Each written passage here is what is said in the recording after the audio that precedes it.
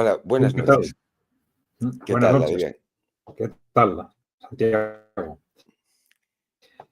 Bueno, aquí estamos como todos los jueves por la tarde o por la noche, según el país, a las 11 de la noche hora Madrid, con la ayuda de Santiago Martínez, al que conocéis muy bien, y de DMP Geopolítica, por supuesto.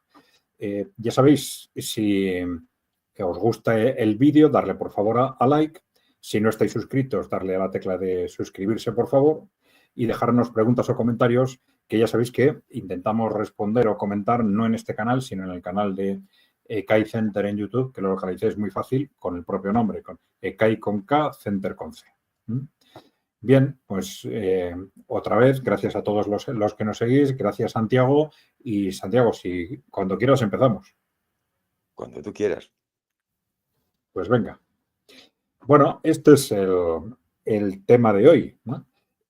Dentro de esas constantes noticias que nos está generando Trump o las medidas adoptadas por Donald Trump o por el trumpismo, si queréis, pues queríamos plantear, ir un poco al fondo de la cuestión y plantear cómo el trumpismo a la vez, pues lo consideramos como digamos, un portavoz o una versión más del imperio estadounidense, el imperio norteamericano, y el contraste entre esa visión imperial, digamos, y la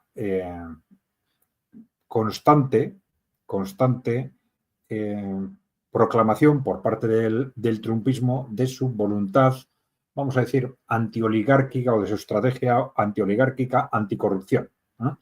Una estrategia antioligárquica anticorrupción que se resumía en su primer mandato, últimamente no utilizan esa expresión, pero en su primera campaña, incluso, hacían referencia a drenar el pantano, ¿no? Limpiar. Ellos decían, drain the swamp, vamos a limpiar el pantano, ¿no?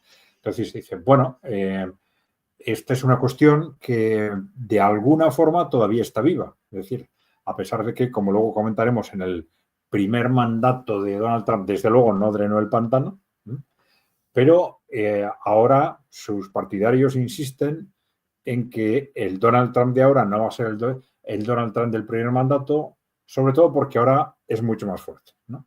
Es mucho más fuerte porque en el primer mandato no controlaba ni siquiera su partido y entonces tuvo que hacer muchas cosas que no quería hacer y no puede hacer cosas que quería hacer. También es cierto que esto se dice de muchos responsables políticos cuando sus partidarios les quieren defender, siempre se utilizan este tipo de argumentos, ¿no? No, es que los de al lado no le dejan o que hay alguien que está conspirando para impedirle desarrollar sus estrategias, etcétera, ¿no? Pero bueno, lo cierto es que esa contradicción existe y lo que queremos es profundizar un poco en ella, ¿no?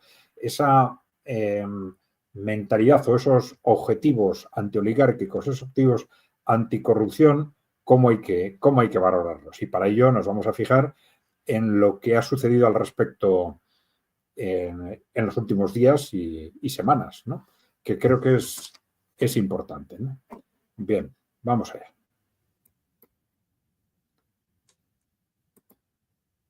Bueno, en principio tenemos detrás del trumpismo una aparente confluencia de intereses. Esto es evidentemente confuso, como lo es en cualquier líder político o movimiento político, ¿no?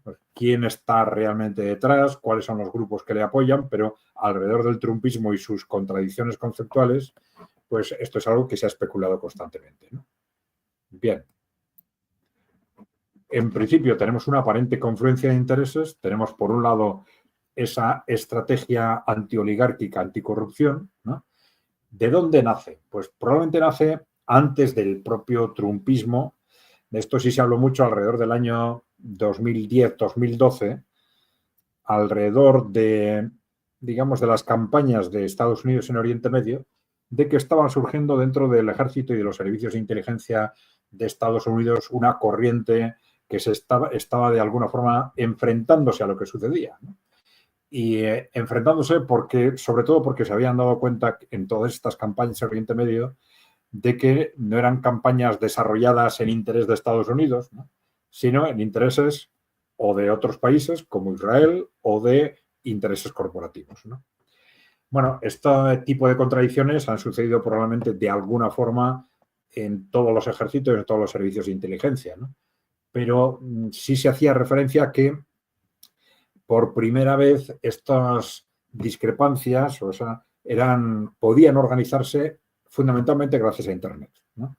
Mientras que históricamente pues, sectores del ejército entre sí pues, o de distintos ejércitos tenían dificultades para comunicarse, se decía, ahora a través de Internet estos núcleos, digamos, del ejército de oposición a su propio gobierno, a su propio sistema, pues se estaban organizando entre ellos e incluso se estaban interrelacionando con servicios de inteligencia y ejércitos de otros países, como Rusia y China fundamentalmente.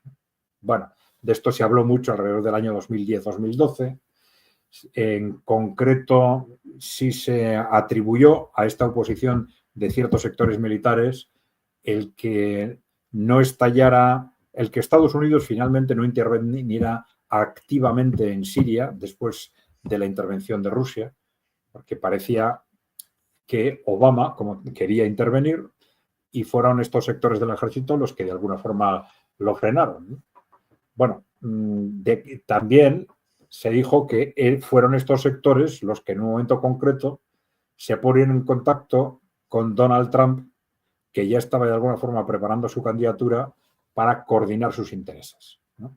Esto es un poco la explicación que se da para la importancia de esas estrategias aparente, de esas estrategias antioligárquicas o anticorrupción dentro del trumpismo. Bueno, luego tenemos, digamos, una estrategia que podemos llamar liberal, corporativa, nacional en el sentido de intereses corporativos nacionales, ¿no? Que tendría su origen en ciertos sectores corporativos que han venido apoyando al trumpismo, ¿no? Algunos del ámbito energético, se habló mucho, por ejemplo, de los pequeños bancos, de los bancos regionales, ¿no? que son muy importantes en Estados Unidos, ¿no? Y que estaban muy enfrentados a la gran banca que estaba muy interrelacionada con Wall Street, etcétera, ¿no? Bueno, sectores corporativos en definitiva de distinto tipo, ¿no? Luego podemos identificar una estrategia conservadora, religiosa, con un importante apoyo en sectores evangélicos, ¿no? Que sería también una fuerza importante dentro del trumpismo. Y luego se ha hablado mucho de una estrategia sionista, ¿no? En la que estarían pues, determinados sectores sociales cercanos al sionismo. Bueno, claramente ahí se ubicaba su yerno, por ejemplo, ¿no? Su yerno y su hija también, que también se convirtió al judaísmo, ¿no? Porque su yerno no es que fuese judío, sino era de una secta sionista radical, ¿no? Y fue probablemente muy importante en las políticas pro-Israel de su primer mandato, ¿no? Pero también inversores sionistas que han contribuido a su campaña de forma significativa, ¿no? Bueno, entonces tenemos ahí una confluencia de intereses que de alguna forma puede explicar en cierta medida las contradicciones del primer mandato, ¿no? Y las contradicciones del trumpismo, ¿no? Bueno, vamos un poco más allá. Entonces tenemos este concepto de limpieza del pantano, o draining the swamp, que ya digo, durante su primera campaña se repetía constantemente, pero que llega su primer mandato y desde luego no lo hizo, ¿no? Ya digo que sus partidarios dicen que no lo pudo hacer, pero bueno, en el primer mandato no lo hizo, como decimos aquí. Podemos plantearnos, ¿lo va a hacer en el segundo mandato? Bueno, se nos plantea enseguida la cuestión, bueno, ¿puede limpiar el pantano un multimillonario? Es evidente que Washington o que las élites políticas y económicas norteamericanas están corrompidas hasta la médula, ¿no? Y que los distintos gobiernos no han trabajado para los intereses de Estados Unidos, sino para intereses corporativos o incluso extranjeros, como en el caso de Israel a veces. Pero ¿quién puede enfrentarse a esas estrategias corporativas, ¿no? O a esos altísimos niveles de corrupción, ¿no? Claro, la gran duda, el gran rechazo que nos plantea ese concepto, sobre todo a los que no vivimos en Estados Unidos, es si es posible que un multimillonario como Donald Trump lidere una estrategia anticorporativa o anticorrupción de este tipo, ¿no? Claro, en Estados Unidos igual esto no es tan extraño porque casi se da por supuesto que en política todo lo hacen los multimillonarios, ¿eh? Una tendencia, otra, al final todo queda entre ellos y entonces seguramente no les choca tanto ese concepto, pero claro, fuera de Estados Unidos nos resulta en principio extraño y difícil de creer. Difícil de creer que un multimillonario con apoyos de ciertos sectores corporativos vaya a abordar estrategias anticorrupción o antioligárquicas en este caso, ¿no? Bueno, en principio, nosotros lo que solemos decir, bueno, ¿nos fiamos de lo que dicen que van a hacer o esperamos a los hechos? Claro, tenemos los hechos del primer mandato que nos dijeron que desde luego nada de drenar el pantano y vamos a ver qué nos dicen los hechos, ¿no? Pero bueno, en estas pocas semanas que han transcurrido no ya desde su nombramiento, sino incluso desde la elección, desde que resultó elegido, que ya enseguida empezó Donald Trump y sus partidarios, digamos, a moverse muy rápidamente, incluso antes de tomar posesión, pues la verdad es que tenemos algunos datos importantes en este sentido, ¿no? Dos datos básicos. Porque claro, también se ha hablado, por ejemplo, del tema del papel en concreto de Elon Musk en, digamos, a favor de la libertad de opinión en Internet, ¿no? Esto se ha puesto como un argumento. Yo creo que esto sí es un hecho. Es decir, otra cosa son los objetivos que haya detrás de esto, ¿no? Pero sí es cierto que Elon Musk ha roto radicalmente con las estrategias de censura que existían en Twitter anteriormente y que este es el hecho que la convirtió en un enorme peligro para medios de comunicación, etcétera. Pero de cualquier forma es algo que hizo Elon Musk. Elon Musk o los que estén detrás de Elon Musk, porque en estos líderes de las empresas tecnológicas hay muchas dudas sobre si realmente son ellos o los que toman las decisiones o ellos son figuras mediáticas, ¿no?, detrás de las cuales hay determinados inversores, ¿no?, que son los que realmente deciden. Pero bueno, de cualquier forma, si nos centramos en lo que es exactamente el trumpismo, yo creo que tenemos dos datos a tener en cuenta, ¿no? Primero, la nominación de referentes anticorrupción, que este es un tema que llamó mucho la atención en la campaña de Donald Trump y bueno, ha seguido llamando la atención posteriormente, sobre todo en los últimos días, ¿no? Y luego la suspensión de USAID, ¿no?, esta agencia norteamericana de ayuda al desarrollo, ¿no?, suspensión y auditoría de USAID. Vamos a hablar de las dos cosas, ¿no? Nominación de referentes anticorrupción.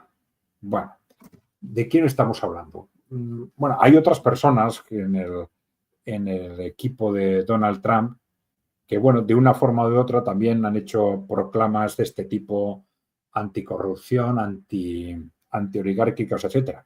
Pero hay que destacar sobre todo estas tres personas, ¿no?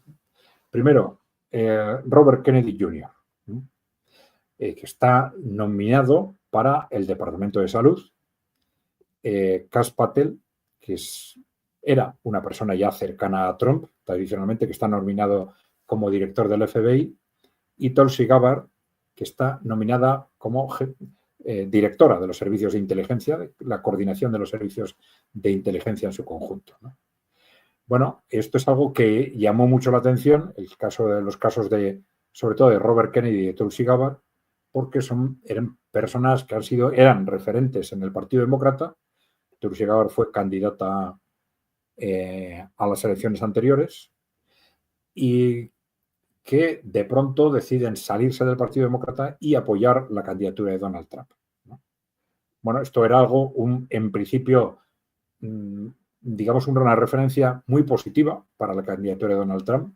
Seguramente le supuso muchos votos, ¿no? Y la cuestión de fondo, lo que vamos a ver es en qué medida esto puede ser un factor a tener en cuenta como un referente de que realmente hay una voluntad anticorrupción y antioligárquica dentro del trumpismo, o bien de que se trata de una estrategia electoral, ¿no? Que, bueno, estas cosas nunca hay que descartarlas del todo, ¿no? ¿Por qué? Pues porque, primero, estas tres personas están todavía pendientes de la aprobación del Senado. Están nominadas por Donald Trump, pero están pendientes de la aprobación del Senado.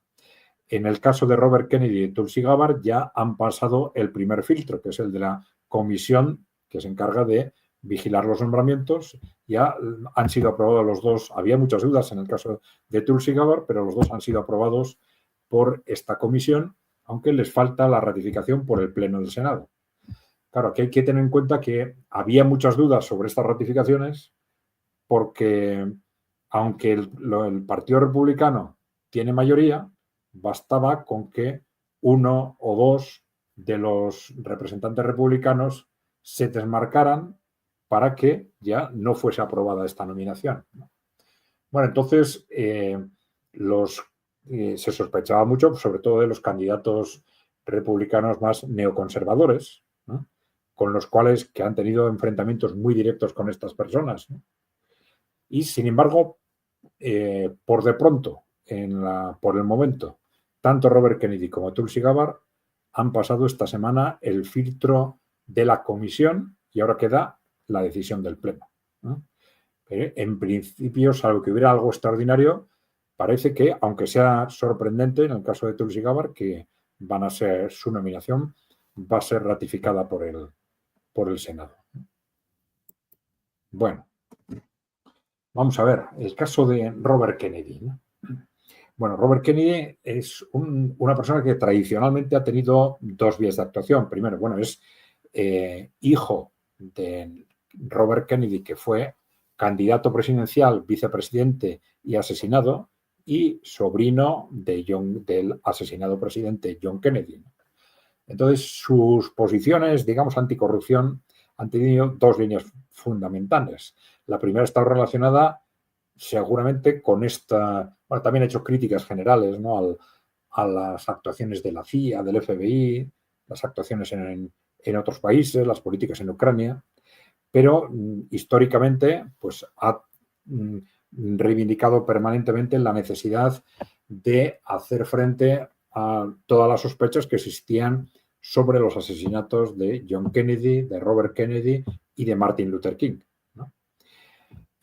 Ahora mismo se está hablando mucho de si se van a hacer públicos o no los archivos confidenciales, etcétera, de ese tema. Bueno, pero su posición en ese sentido ha estado muy marcada, ha hecho acusaciones repetidas, en concreto a la CIA, de estar detrás del asesinato de John Kennedy, ¿no?, de John Kennedy y de su padre, ¿no?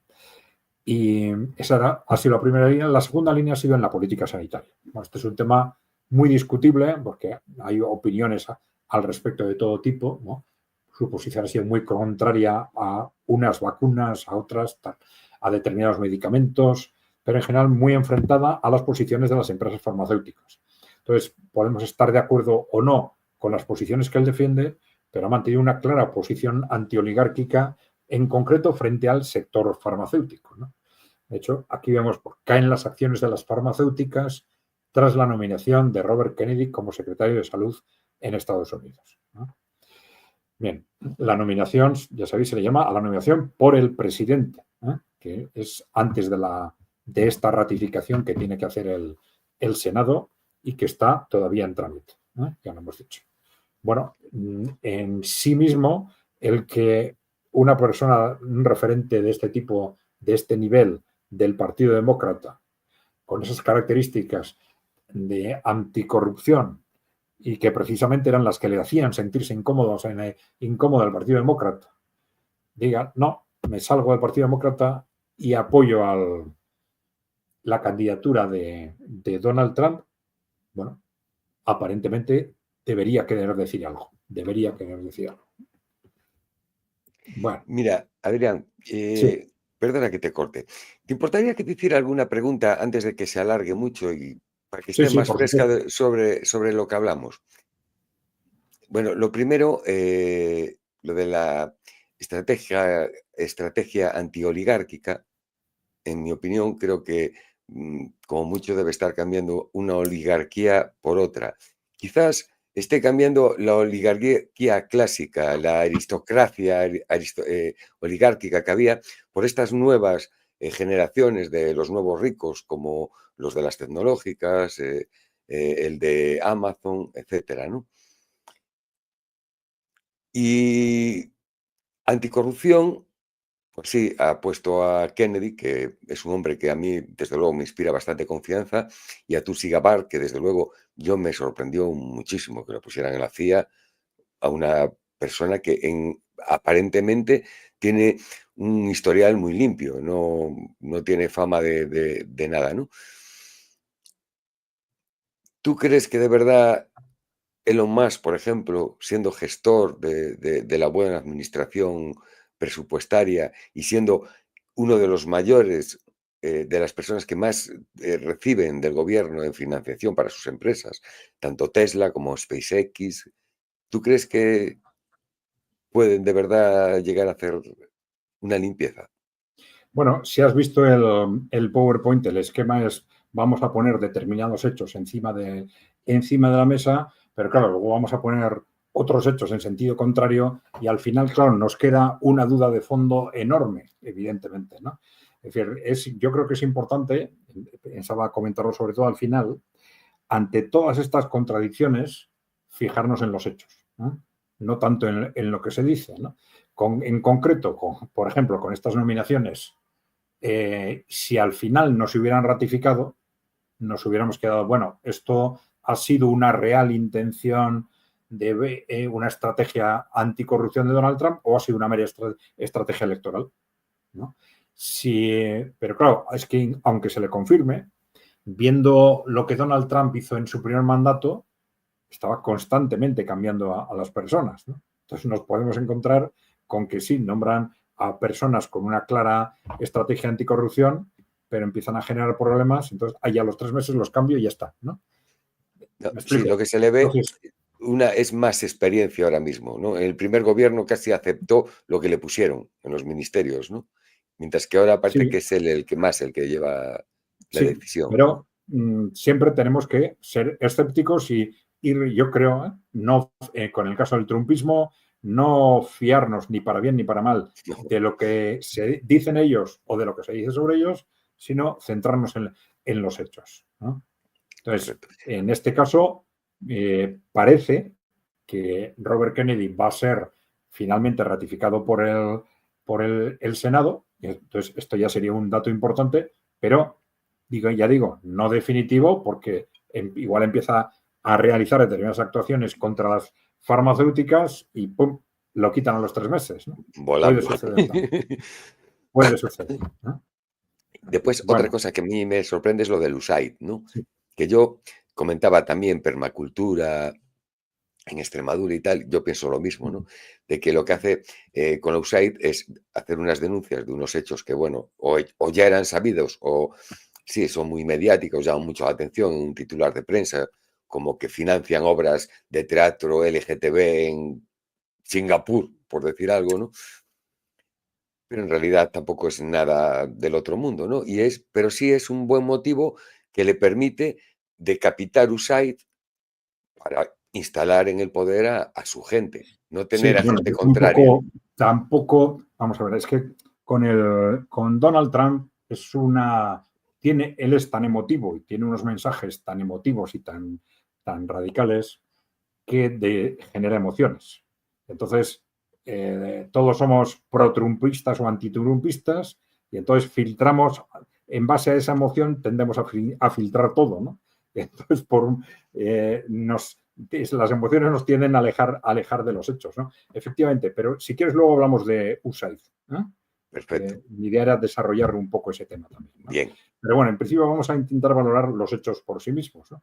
Robert Kennedy. Bueno, parece que no era un engaño por ahora, puesto que de alguna forma parece que las gestiones, se ha hablado mucho de que los diputados neoconservadores, los senadores, perdón, neoconservadores que estaban formando parte de esta comisión, pues no querían nombrarle a Robert Kennedy, pero las presiones desde la presidencia, desde Donald Trump, han sido muy fuertes.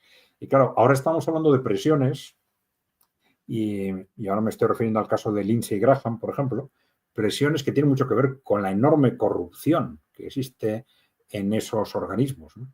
Es decir, que prácticamente todos los diputados y senadores están ahí siendo sometidos permanentemente a chantajes de unas corporaciones, de otras corporaciones, unos servicios de inteligencia y otros, y en este caso, aparentemente, también de la propia presidencia.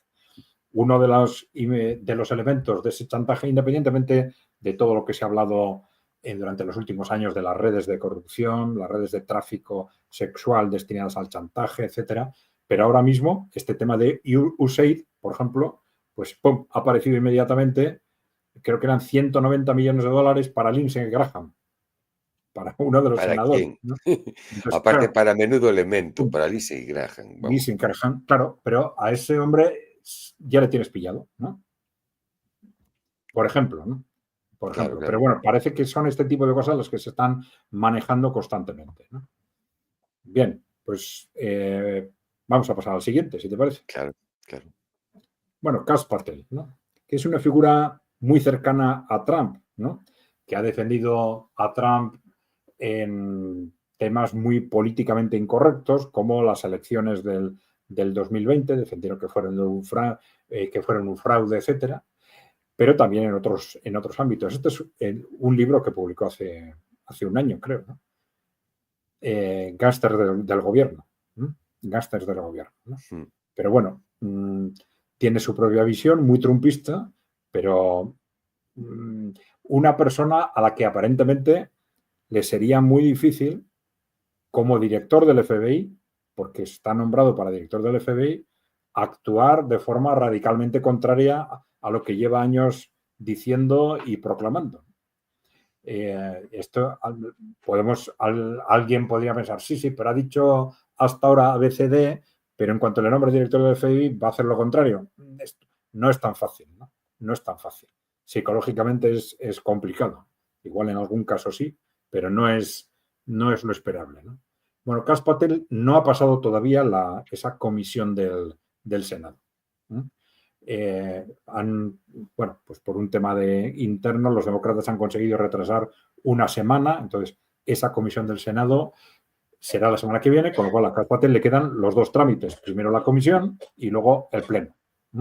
Vamos a ver. Sin embargo, no se consideraba que Kash Patel fuera el de más difícil nombramiento, ¿no? Se especulaba más con la dificultad de que fuesen aprobados los nombramientos de Robert Kennedy y de Tulsi Gabbard. Bueno, Tulsi Gabbard, bueno, es una persona muy conocida dentro del Partido Demócrata, fue candidata a la presidencia por el Partido Demócrata en su momento, bueno, uno de los candidatos, ¿no? En la precandidatura, por supuesto. Y bueno, es una persona con una trayectoria antiguerra, antibelicista y también anticorrupción, antioligárquica, pues de muchos años, ¿no? Bueno, esto es un tema tremendamente interesante. Tú has dicho que efectivamente a ti te sorprendió el nombramiento de Tulsi Gabbard. Es A mí más, también. perdona que Sí. te corte, es que en el discurso que hizo presentándose, creo que no me acuerdo si fue ante el Senado o ante el Congreso, es que fue muy valiente. Dijo cosas que todos sabemos, pero que el gobierno de Estados Unidos no ha reconocido, ¿no? Desde Sí. la creación Al-Qaeda y todo, Sí. y todo, fue muy valiente. No, este es un tema importante porque los tres han hecho declaraciones. Normalmente esas declaraciones ante el Senado pues son un conjunto de mentiras, ¿no? Todo el mundo intenta mentir y decir lo que se está esperando que oigan, pero en los tres casos ha habido declaraciones muy llamativas de Robert Kennedy haciendo referencia al papel de la CIA en el asesinato de John Kennedy, por ejemplo, ¿no? Además de cuestionarla directamente a las farmacéuticas, de Kash Patel. Kash Patel no ha comparecido en el Senado todavía, en la comisión, pero está constantemente haciendo apelaciones por ejemplo, a las redes de tráfico sexual que hemos comentado antes, ¿no? Estas redes como la red Epstein, ¿no? Que sabemos que tienen una importancia política extraordinaria, que no son redes que se creen con un objetivo realmente sexual, sino que se crean con objetivos de chantaje, ¿no? Por supuesto. Y que han tenido una importancia muy grande en todo Occidente, ¿no? Pues la red Ditrux en Bélgica, la red Saville en el Reino Unido, la red Epstein en Norteamérica, y que, claro, se veían en los hoteles de la red Epstein, en todas las habitaciones había una cámara destinada precisamente a comprometer a líderes políticos, mediáticos, artísticos, económicos, con el fin de que a partir de ese momento ya estuvieran en manos del que les había grabado. Y nos Entonces, y nos preguntamos cómo hacen ciertas cosas y las aprueban, ¿no? claro, pues está claro que muchos de ellos, desde Entre luego, eso y las escuchas telefónicas, ¿no? claro, muchos de ellos están comprometidos, claro, es que es una cosa de esas, estamos hablando de tráfico sexual de niños, ¿no? Cuidado. Claro, si a alguien le pilla en una cosa de esas, ya está comprometido para toda su vida, claro, para toda su vida. Bien, y el caso de Tulsi Gabbard, como tú lo has dicho, pues también tuvo unas declaraciones tremendamente valientes, en una dialéctica tremendamente fuerte con los senadores, en las que dijo cosas como estas. Estados Unidos armó Al-Qaeda en Siria, ¿no? Pero bueno, hizo repetidamente apelación a que los servicios de inteligencia, también USAID, ¿no? Pues que estaban siendo constantemente utilizados para subvertir gobiernos, etcétera, ¿no? Cosas que se dice, bueno, ya se saben, no. Se sabe, no se comentan en medios alternativos, pero no tiene nada que ver que se digan en el Senado de Estados Claro. Unidos, ¿no? O sea, el cambio es absolutamente radical, ¿no? Bueno, sobre Tulsi Gabbard se ha comentado mucho, bueno, pero también sobre Kaspaten en cierta forma, ¿no? Pero supongamos que sale adelante, también, como hemos comentado antes, Tulsi Gabbard ha pasado sorprendentemente, porque era donde quizás con quien más dudas había, esa primera fase de la comisión del Senado y tiene pendiente la ratificación por el Pleno del Senado, ¿no? Bueno, supongamos que se le nombra. Claro, sobre Tulsi Gabbard se comentaba mucho. Bueno, pero una persona de estas características, aunque la nombren, está claro que hay que dar por supuesto que ya va a intentar hacer lo que dice, ¿no? Que quiere hacer, va a intentar ser consecuente. Pero va a poder, porque, claro, la CIA o el FBI son estados dentro del Estado, ¿no?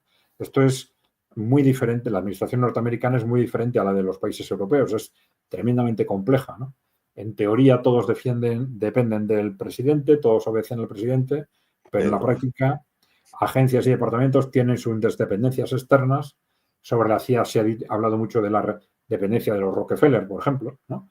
Pero bueno, dependen de ámbitos corporativos externos que son los que realmente les dicen en lo importante lo que tienen que hacer y cómo lo tienen que hacer, ¿no? solo hay que ver Entonces, Siria, ¿no? Perdona, que sí, en sí, Siria, sí, por ejemplo, ¿no? Vemos cómo el gobierno se enfrenta con las creaciones de la CIA, que esos grupos terroristas, y que cada uno va por libre. Incluso Trump, en su primer mandato, ordenó retirarse de Siria y pasaron de él totalmente. No le hicieron efectivamente. caso, ¿no?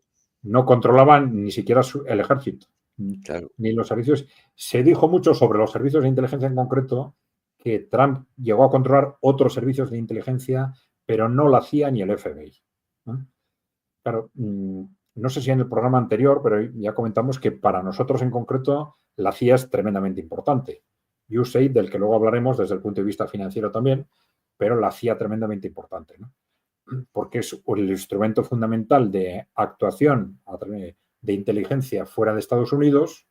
Ya sabéis los que nos escucháis, ¿no? Que el FBI fundamentalmente actúa dentro de Estados Unidos y la CIA fundamentalmente fuera. Digo fundamentalmente porque ha realizado operaciones muy conocidas y llamativas dentro también de Estados Unidos, ¿no? Aunque lo Pero en tiene principio prohibido, ¿no? Por ley.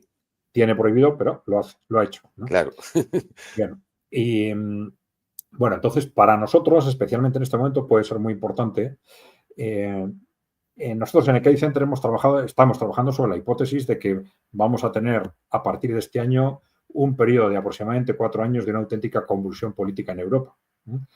En parte por la debilidad intrínseca del problema del estancamiento económico, las dificultades políticas en los distintos países, el rendimiento demográfico, pero luego por la victoria rusa en Ucrania, que va a multiplicar probablemente la influencia de los países emergentes, de Rusia y de China sobre todo, y luego por el impacto del trumpismo, ¿no? Pero claro, el impacto del trumpismo, ¿cuál va a ser? Pues va a depender mucho de esto, ¿no? Porque claro, el impacto de Estados Unidos sobre Europa se materializa, por un lado, a través de la OTAN, ¿no?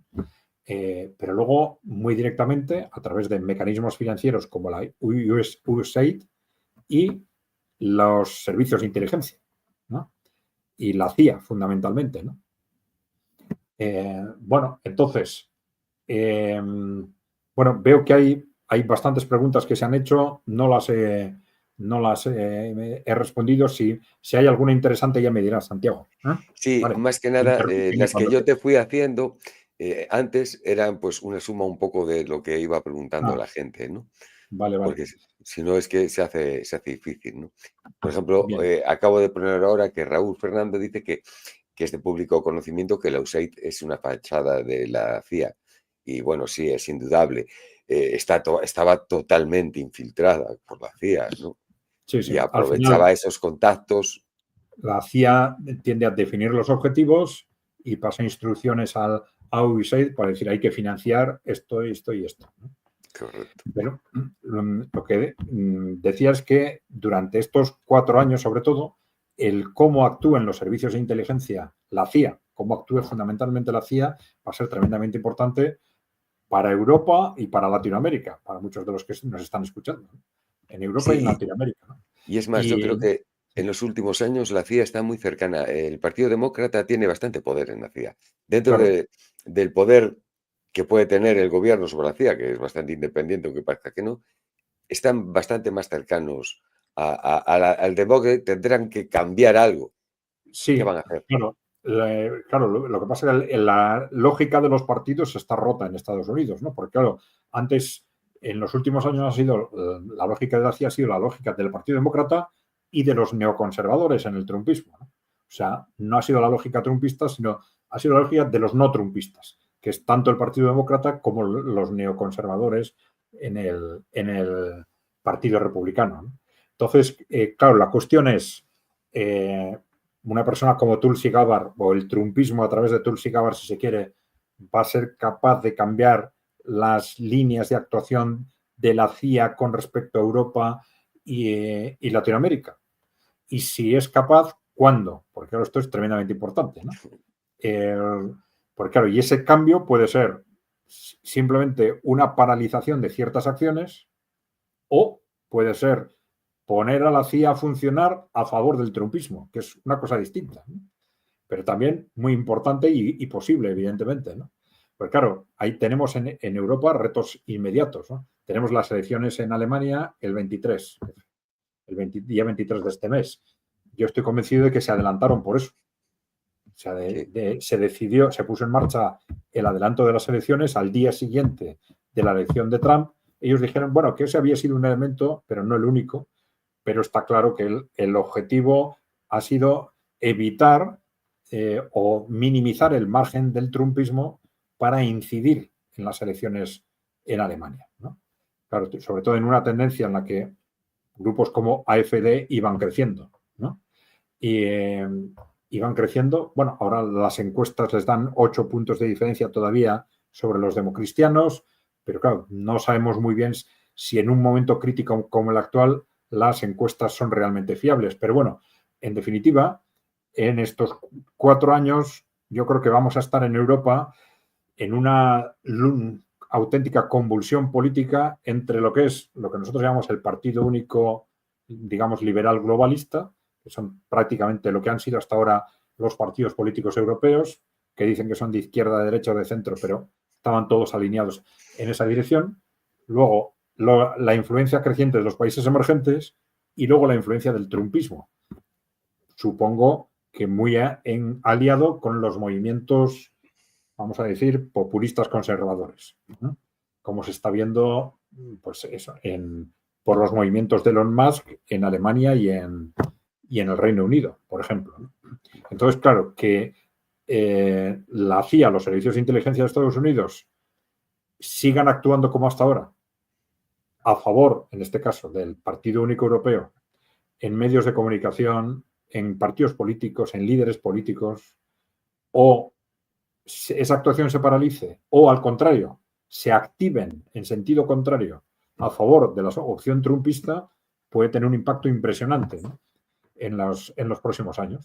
Podemos ver líderes políticos que de pronto desaparecen del mapa con un pretexto o con otro, pero que les han puesto, dice, bueno, mira, tú estabas chantajeado, pero ahora somos nosotros los que te podemos chantajear y vete, ¿no? O hasta ahora has actuado de esta forma y ahora actúa de esta otra forma, ¿no? No hay que descartar en absoluto que cosas de estas empiecen a pasar rápidamente en Europa, ¿no? Muchas veces vimos cómo se iluminaba a un dirigente y de repente cambiaba totalmente el discurso, no es la primera vez. Mira, es curioso lo que dice Michael Mitch, que dice que en una cuenta de X acaban de confirmar el financiamiento de USAID de New York Times, $8 millones. A ver, yo luego está la cosa que arde. Claro, he recogido como ejemplo de este tema de los medios de comunicación del USAID la BBC. La BBC, es verdad, BBC británica. Que la BBC que lo ha reconocido expresamente, ¿no? Y ha hecho un comunicado reconociendo que no sé si el 8% de su financiación venía de USAID, ¿no? Pero claro, lo ha reconocido ahora, claro. Pero bueno. Y aquí dice otro, más de 700 reporteros en Ucrania. Sí, sí. Es que Está están siendo todos los canales ucranianos, por ejemplo, de Telegram, están pasando las canutas porque es que el 90% era financiado por USAID. Claro, ¿y ahora qué? ¿Ahora cómo se financia? Están pasándolo mal. Yo pienso en los Marquina y todos estos que están allí en Rusia escupiendo contra el gobierno ruso, que es tan dictador que se lo permite, porque yo, sinceramente, no sé ni cómo le permite todo lo que largan desde allí. Yo no sé si estarán en Moscú, como dicen. O entonces es que no es una dictadura tan grande como se dice Rusia, ¿no? Pero toda esa gente, a ver, ahora le va a faltar un sueldo, por lo menos, ¿no? Bueno, es pues, más, son los que acusan a todos los demás, como nosotros, de pertenecer a mí me han acusado, desde Infobae a no sé qué, del canal Eurocanews, ser parte del sistema ruso de mentiras. La red de comunicación prorrusa, ¿no? Prorrusa, ¿sabes? Sí. Sabes tú, yo aquí en esta esquina del continente. Sí. Pero bueno. Bueno, pues como decía, esta es la cuestión, ¿no? Primero, bueno, el hecho de que se nombre a Tulsi Gabbard finalmente es un hecho relevante en sí mismo, pero aunque se la nombre, va a ser capaz de. El trumpismo, ya hemos dicho que en el primer mandato no consiguió controlar el FBI y la CIA. Tulsi Gabbard ahora va a ser capaz. Bueno, vamos a verlo. Bueno, Tulsi Gabbard creo que tiene, ¿vale?, su responsabilidad de ser, por un lado, coordinar los distintos servicios de inteligencia y, por otro lado, hacer de interlocutor entre los servicios de inteligencia y la presidencia, ¿no? Entonces, tiene con informes diarios al presidente también sobre cuestiones de inteligencia, ¿no? Entonces, el papel es importante, ¿no? Es importante. Sí. Pero bueno, nos puede quedar esa duda, ¿no? Tenemos una persona con una trayectoria muy bonita y un discurso muy bonito, pero que en la práctica le harán caso. No puede hacer lo que se supone que debería hacer, ¿no? Es más, recordemos que a Trump no le hicieron caso. Tenía Bolton, ¿no? Era el bigotón, Bolton, es que sí. Nadie le hizo caso. Bolton, Pompeo, también, claro. Estuvieron pegándose con él Tenía todo el tiempo. un vídeo preparado bueno, tenía 3 vídeos, pero al final intentando ponerles los subtítulos y tal, se me ha ido el tiempo, ¿no? Pero uno de esos vídeos, de hace un mes, hay un líder digamos, de los lobbies pro-israelíes en Estados Unidos, alertando digamos, a la comunidad judía de que no se fíen de Donald Trump. Dice que en el primer mandato estuvo bien rodeado de personas que le controlaban, pero que esas personas no van a estar ahora, ¿no? Y que, por lo tanto, que Donald Trump no es pro-israelí y que nos va a traicionar en cualquier momento, ¿no? Haciendo ese tipo de apelaciones. Pero bueno, son especulaciones en principio. Bastantes, ¿no? Porque yo no veo que sea anti-israelí en nada, Trump, ¿no? Levantó todos los permisos, o sea, perdón, todas las prohibiciones de bombas pesadas que habían puesto Biden. Y bueno, ya estamos oyendo lo que está diciendo de Gaza, que quiere deportar a todos los gazatíes. Bueno, pues vamos allá. Hemos hablado de el nombramiento de estas tres personas que desde el punto de vista de estrategias anticorrupción, antioligárquicas, pues pueden ser importantes, ¿no? Vamos a ver qué es lo que dan de sí, ¿no?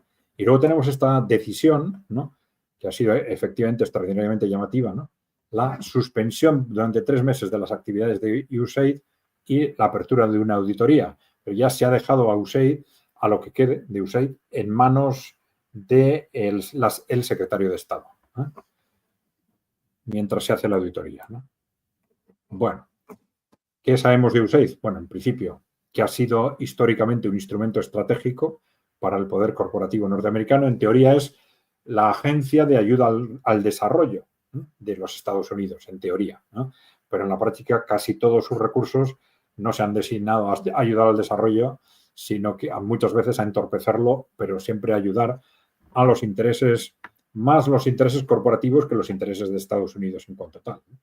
Especialmente, como decía uno de los seguidores que nos ha escrito, ¿no?, especialmente ha sido un instrumento de la CIA para financiar distintas actividades, ¿no?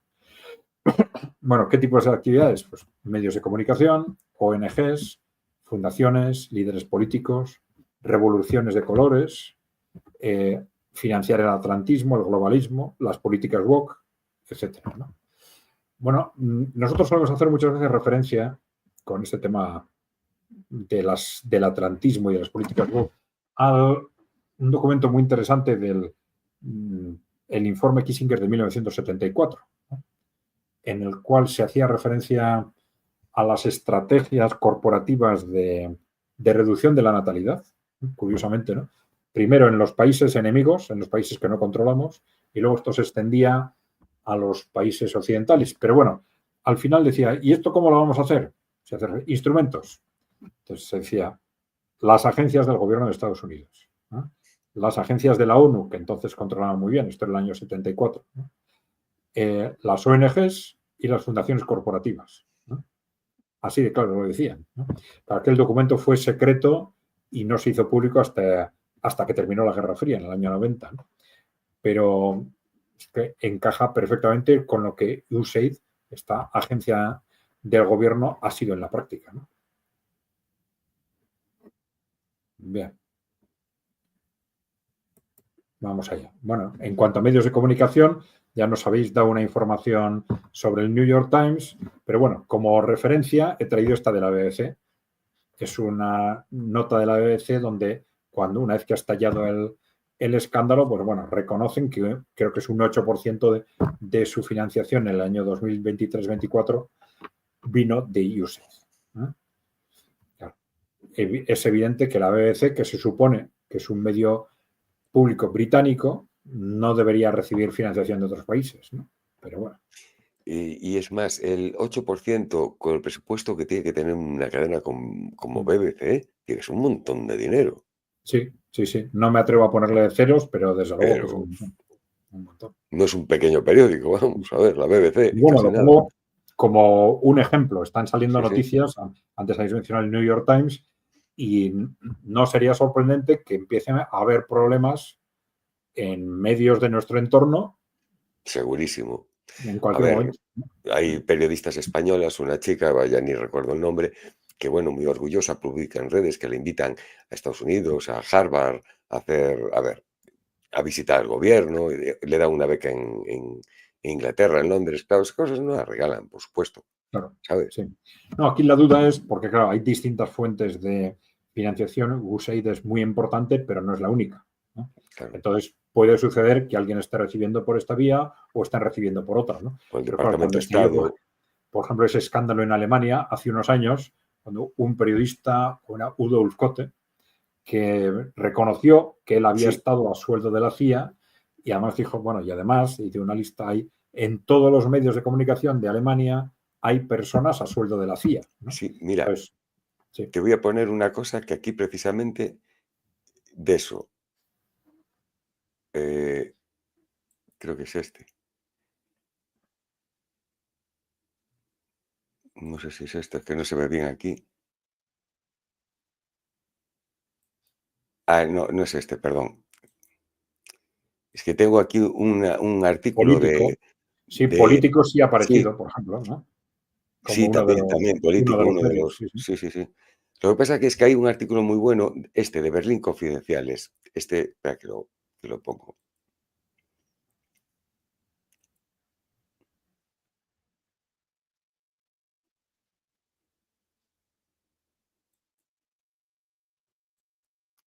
Este.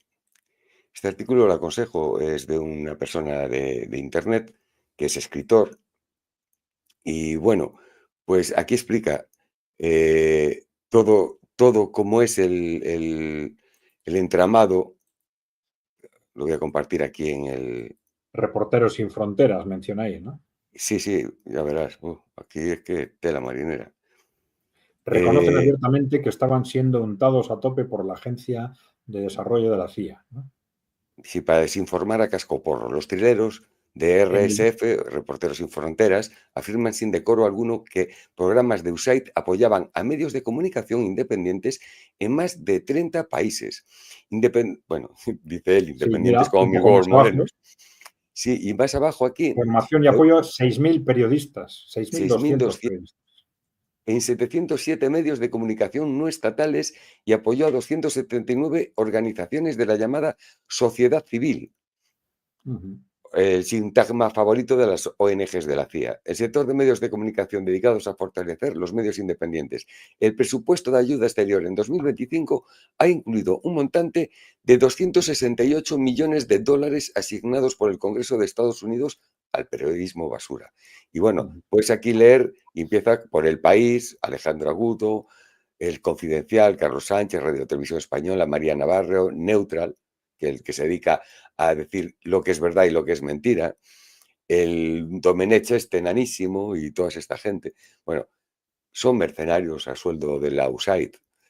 Es Ujú. más, cuenta lo que creo que le ibas a contar tú, el periodista alemán Udo Eso es. Kotte, ¿era este? Sí, estará este, sí. Comentaba que fue editor del diario conservador más influyente e importante de Alemania, el Frankfurter Allgemeine Zeitung. Yo mi alemán como el ruso, más o menos. Y lo clavó hace años. Bueno, dice que lo escribió en 2017 y tal. Dice, he sido un periodista durante unos 25 años y me formaron para mentir, para traicionar la verdad al gran público. Los medios de comunicación alemanes y estadounidenses quieren que la gente de Europa se haga a la idea de una guerra inevitable, en todos los órdenes contra Rusia. En este punto de no retorno, lo que he hecho en el pasado ha sido manipular a la gente, hacer propaganda contra Rusia. Y lo que hacen mis colegas y han hecho en el pasado es exactamente lo mismo porque son sobornados para mentir al pueblo, no solo en Alemania, sino en toda Europa. Y bueno, podríamos seguir, si no, al final hacemos Sí, sí, el programa con esto, ¿no? Pero sí, que sí. a las claras, lo dices muy bueno, aconsejo verlo, ahí tenéis la dirección del artículo en X. Muy bien. No, es muy interesante porque, eh, aunque pues se puede pensar, efectivamente, bueno, este es un paso muy importante del trumpismo, pero a lo mejor lo están haciendo para luego ellos utilizar estos mismos recursos de otra forma, ¿no? Por Bueno, supuesto. pero yo creo que es importante distinguir entre lo que son hechos y lo que son especulaciones o posibilidades cara al futuro, ¿no?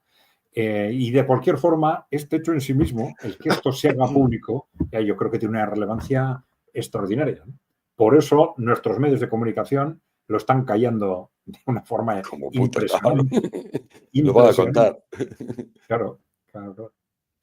Lo Bien. contamos nosotros, que no tenemos nada que ocultar, ¿sabes? Pero Bueno, tú igual sí, por lo que dices, no sé. sí, bueno, sí, yo es que lo que pasa es que debían de perder la dirección, porque yo paso más hambre que un maestro a la escuela, vamos, como decían antes. Bueno, otra línea de actuación es el tema de las políticas woke, ¿no? Y ahí tenemos, bueno, millones que se van repartiendo por el mundo para impulsar los temas LGTB, etcétera, ¿no? Esto, dicen, bueno, ¿y qué hace la CIA con ese tema? Bueno, pues la interrelación está como he dicho antes, en ese informe Rockefeller en el informe Rockefeller del 72 y en el informe Kissinger del 74, donde partiendo de un objetivo de reducción de la natalidad, hablan de impulsar lo que luego serían todas las políticas de lo que nosotros llamamos posmocapitalismo o también capitalismo woke, como queráis, ¿no? Que al final están muy relacionadas con esos intereses corporativos, ¿no? Todo esto es la vertiente, digamos, sociocultural del neoliberalismo. Lo que el neoliberalismo es en el ámbito económico, el wokismo, si queréis, ahora se está llamando así, el wokismo es en el ámbito sociocultural, ¿no? Y luego tenemos este tema de las revoluciones de colores, claro, ¿no? He cogido de cada caso un ejemplo concreto, ¿no? En Georgia, 10 millones de dólares, ¿no? 10 millones de dólares para financiar el libertad. intento de golpe de Estado en Georgia, que bueno, gracias a Dios no ha salido adelante, ¿no? En otros sitios sí, pero en Georgia no. Bien. ¿Cómo andamos de tiempo? Pues bien, de momento vamos en 56 56 minutos. Bueno, pero todo esto, hemos hablado de estos nombramientos, que yo creo que es algo muy relevante. Si, como parece, culmina su proceso en el Senado, el tema del USAID, estos son hechos que no podemos, por mal que nos caiga Trump, no podemos mirar para otro lado. Son realidades objetivas, ¿no? Pero lo cierto es que, por otro lado, ¿qué tenemos? Bueno, pues tenemos las estrategias, digamos, imperialistas del primer mandato, que también son hechos, evidentemente. Se habla mucho, y esto es cierto, de que Donald Trump fue el primero durante muchos años de los presidentes que no inició ninguna guerra, ¿no? Pero tampoco Biden, ¿no? Bueno, Biden indirectamente sí, claro, porque Biden al final puso en marcha lo de Ucrania, ¿no? Lanzó a Rusia a la guerra de Ucrania, ¿no? Pero bueno, también es cierto, se podría argumentar que, claro, el contexto de ahora no es el de antes. Estados Unidos no puede lanzarse a la guerra en cualquier parte del mundo como hacía en las décadas anteriores. ¿Por qué? Pues porque están Rusia y China, fundamentalmente. Porque los países emergentes ahora tienen una capacidad y una influencia, una capacidad de neutralizar y una influencia tal que si Estados Unidos entra en intervenciones directas, se arriesga a perder influencia en más países frente a los países emergentes o a un choque directo que no puede asumir con países como Rusia o China. Pero bueno, de cualquier forma, sí hay que reconocerle que fue el primer presidente en muchos años que no inició ninguna guerra, pero sin embargo, también es evidente el asesinato de Soleimani, que él ha reconocido expresamente que lo ordenó él, ¿no? Es una figura clave en lo que era el eje de la resistencia en Oriente Medio, ¿no? Este general iraní, ¿no? Y en el acoso contra gobiernos latinoamericanos, ¿no? Que también, pues como siempre se dice, no, era cosa de Bolton o de Pompeo, o tal. Bueno, pero al final era su presidencia, ¿no? Entonces tampoco podemos jugar a ese responsabilizar a todo de los de al lado, porque al final él les nombra, ¿no? Por alguna razón. También es cierto que les nombraba y les quitaba, les nombraba y les quitaba constantemente, pero al final él les nombraba, por unas razones o por otras, ¿no? Y luego tenemos como, no sé si llamarles hechos, pero bueno, tenemos las amenazas territoriales de las últimas semanas con respecto a Canadá, México, Groenlandia o el Canal de Panamá, ¿no? Tenemos, ¿no? Y el reciente anuncio de limpieza étnica en Gaza, ¿no? Algo terrible, ¿eh? Algo terrible, ¿no? Pero claro, en el segundo y el tercer punto estamos hablando de amenazas y de anuncios, ¿no? Y esto es algo que yo creo que en el trumpismo hay que filtrar. Hay que filtrar, creo que lo digo después, porque el trumpismo está mintiendo constantemente, ¿no? La cuestión es, ¿con cuál de las dos caras del trumpismo nos quedamos? Y la verdad es que casi todo el mundo está posicionado en esto, ¿no? Emocionalmente. El trumpismo es así, ¿no? Te cae bien o te cae mal, ¿no? Y entonces a partir de ahí ya filtras todo lo demás, ¿no? ¿Con cuál de las dos caras del trumpismo nos quedamos? Bueno, tenemos que tener en cuenta, primero, las contradicciones constantes en los mensajes de Donald Trump. Pero es que además son contradicciones buscadas. Sí. y su forma de comunicar es incoherente totalmente. No le importa decir hoy lo contrario de lo que dijo la semana pasada y lo contrario de lo que va a decir la siguiente. Y juega así, juega al efecto inmediato en los medios de comunicación, ¿no? Y eso es lo único que le importa. Y lo que seguramente hay que valorar. Cuando dice una barbaridad y esto provoca un efecto en los medios de comunicación, hay que pensar, bueno, es muy posible que fuese ese efecto en los medios de comunicación lo que por alguna razón estaba buscando, ¿no? Muy posible, ¿no? Contradicciones constantes, mentiras constantes, ¿no? Entonces, nosotros últimamente estamos diciendo que para valorar el trumpismo, mejor, no diría no tener en cuenta las declaraciones puede ser un poco exagerado. Quizás no fiarse solo de las declaraciones o minimizar el valor que les damos a lo que dice y esperar a los hechos, ¿no? Yo creo que quiere crear caos, ¿verdad? Con todas estas declaraciones. Aparte salta, va a Panamá y habla de Groenlandia, va a Groenlandia, habla de... Está continuamente saltando. Cuando menos te lo esperas, como dices tú, va y te suelta una de China, estando Sí. en Chile, ¿no? O hay un tema que realmente le preocupa y cambia el discurso, lanzando un disparate en otra dirección, por ejemplo. Claro. Ese tipo Caos, de caos. ese tipo de estrategias. Sí, sí. Entonces, bueno, mi recomendación, esperar a los hechos, ¿no? Esperar a los hechos. Ir valorando en función de los hechos. Incluso, claro, este tema, por ejemplo, de la limpieza étnica en Gaza es tan bárbaro y tan absurdo, a mí me cuesta creer que realmente que vaya en serio. Me cuesta mucho creer que vaya en serio, por lo que supone. Ya, pero esas declaraciones tan burdas como que vamos a quitarlos a todos, a echarlos a Egipto y vamos a hacer aquí, pues, Dubái. Claro, después de escuchar eso, si ahora llegan los israelíes y pues se quedan con la mitad de Gaza solo y déjame la otra mitad, pues bueno, oye, ya no es tan malo, ¿no?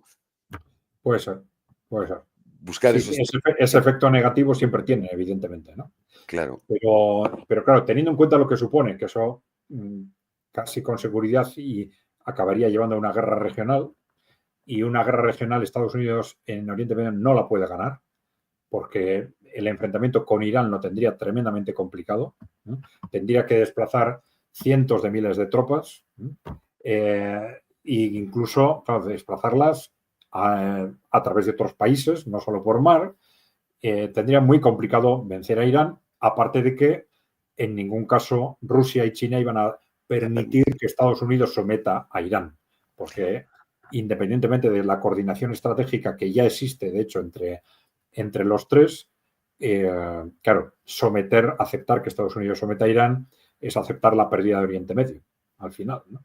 Y esto es algo estratégico para todo el mundo emergente, para los BRICS, etcétera. No iban a aceptarlo en ningún caso.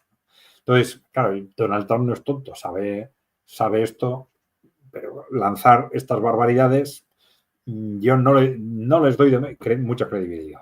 Pero bueno, ni para bien ni para mal, yo creo que siempre mejor esperar a los hechos, tener en cuenta que es una permanente riada de efectos mediáticos expresamente buscados, ¿no?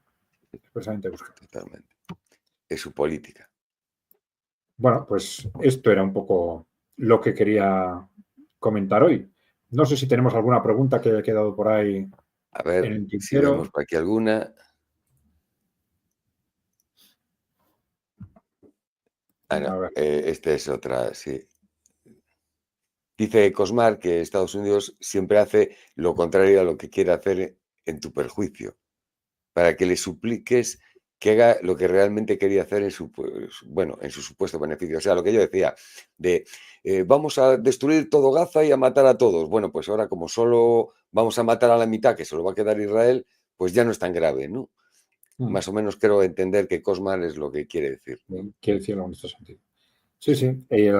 Claro, siempre, si hace declaraciones tan bárbaras como esta, siempre tiene que haber un objetivo, no es hacerlas por hacer, evidentemente, ¿no? Aunque no sea realmente lo que dice, pero tiene que tener un objetivo, no sé. Pero podemos especular también sobre esto, ¿no? En el caso de Israel, pues es evidente que se endurecieron tremendamente las relaciones con el acuerdo de paz, que se le estaba reprochando a Trump, en Israel se le estaba acusando de traición, etcétera. ¿Esto puede ser una forma de compensar lo otro? Pues no lo sabemos. No lo sabemos. Tendremos que esperar a las siguientes actuaciones para ver cómo avanza este tema, ¿no? José Nicanor dice que Trump quiere actuar como un agente de bienes raíces en Gaza. Pues la verdad que no me extrañaría, no me extrañaría en absoluto, ¿no? Es su trabajo, agente inmobiliario a alto nivel. No me extrañaría. Sí, bueno, también se dice que intenta gestionar Estados Unidos como si Estados Unidos fuera una empresa. Bueno, algo parecido, ¿no? Sí. Bueno, si empieza a tomar decisiones en función de los intereses económicos de Estados Unidos, quizás ni tan mal, ¿no? Ni tan mal, si fuera solo eso, ¿no? Dice Pajarito Rojo, ¿qué busca Trump al sacar esto a la luz? Pues esa es la cuestión.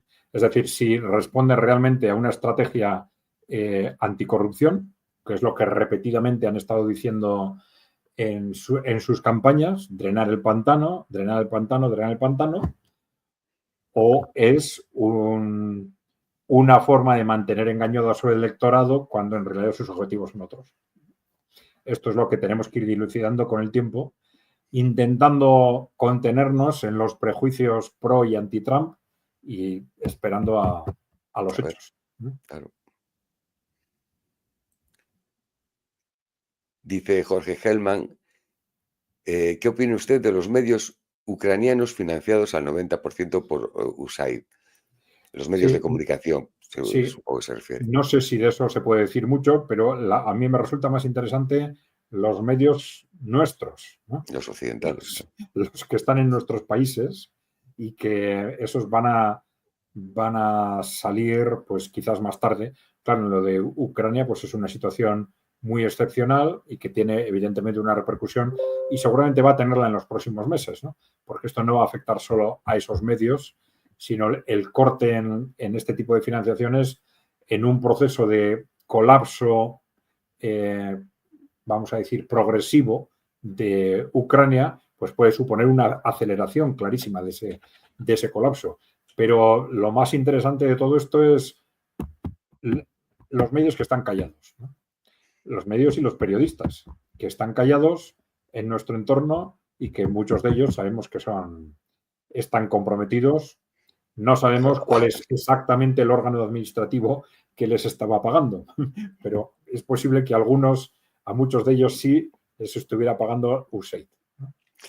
En este punto creo que es importante recordar que los medios de comunicación tienen una labor muy, muy importante dentro de la democracia. En realidad son los garantes de que la democracia se cumpla, son los garantes de informar al pueblo de lo que está pasando, investigando, tienen el derecho a investigarlo, para que el pueblo pueda decidir después bien en el momento de hacer unas elecciones. Si la prensa no cumple su labor de garante de la verdad en la democracia, ¿para qué queremos prensa? ¿Cómo Claro, podemos, perdona, la pregunta que te iba a hacer es, ¿cómo Panda Dampa, Michael Mitch, Jorge Hellman pueden confiar más en Santiago, un tipo que vive en Vigo, o en Adrián, una persona con sus amplios conocimientos y tal, pero que no deja de ser una persona individual, más que en la BBC o en El País? ¿Por qué? Todo esto igual responde. sí, bueno, y yo creo que la dinámica de los últimos años ha llevado a que la pluralidad de opinión se esté dando en Internet, de hecho, ¿no? Claro, por eso les pone tan nerviosos Internet y por eso están constantemente, hay que controlar Internet, hay que controlar Internet, hay que controlar Internet. De hecho, las grandes corporaciones detectaron como una de las amenazas estratégicas junto al estancamiento económico y a la amenaza de los países emergentes, una tercera amenaza ya desde principios de siglo era Internet, ¿no?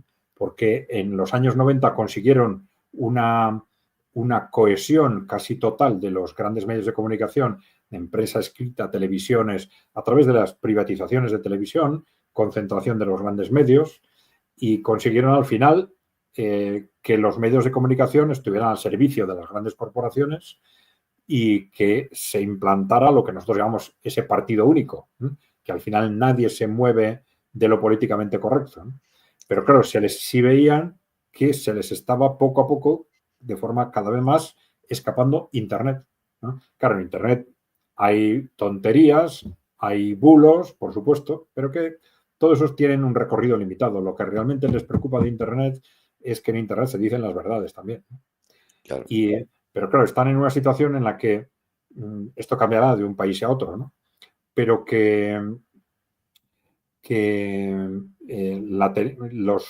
la prensa escrita la leen las personas de más de 65 años ya. Y Claro. la televisión, los de más de 40. Entonces, claro, esto es el efecto Internet es algo imparable, ¿no? Va Imparable. más. El caso es que hay canales de internet de youtubers como nosotros que tienen muchísima más audiencia que programas en televisión en horas prime time, Claro, que es claro. impresionante. Raúl Fernando dice que Juan Antonio Aguilar, nuestro compañero, el director del Instituto de Geopolítica Español, afirma que las supuestas balandronadas de Trump en política exterior no son tales, hacen parte de un plan estratégico. ¿Qué creen? Pues es lo que llevamos hablando. Sí, pues efectivamente, pues probablemente, porque esas baladronadas, digamos, son tan continuas, tan contradictorias, tan absurdas, tan disparatadas, que viendo la trayectoria de Donald Trump, pues normalmente responden a técnicas mediáticas, ¿no? Pues eso, de una persona que tiene esa habilidad para descoordinar lo que piensa y lo que dice. No, es decir, es un mentiroso patológico, ¿no? Pero, pero esto es así, ¿no? Entonces, vamos a ir con prudencia, tampoco sin dar por supuesto que hay, a pesar de esas barbaridades declaradas, pues hay buenas intenciones detrás. Vamos a ir valorándolo en función de los hechos. Si os parece. Bueno, Adrián, si te parece bien, si no tienes nada más que comentar, llevamos 1 hora y 13 minutos Muy bien, y si nos pasamos mucho de la hora nos penaliza YouTube. Ya sabéis cómo funciona aquí el algoritmo, ¿no? Si perfecto. quieres despedirte con algo, Sí, pues bueno, simplemente recordar que estoy con vosotros junto con Santiago a partir de ahora, los jueves por la tarde por la noche, a las 11 de la noche hora en Madrid.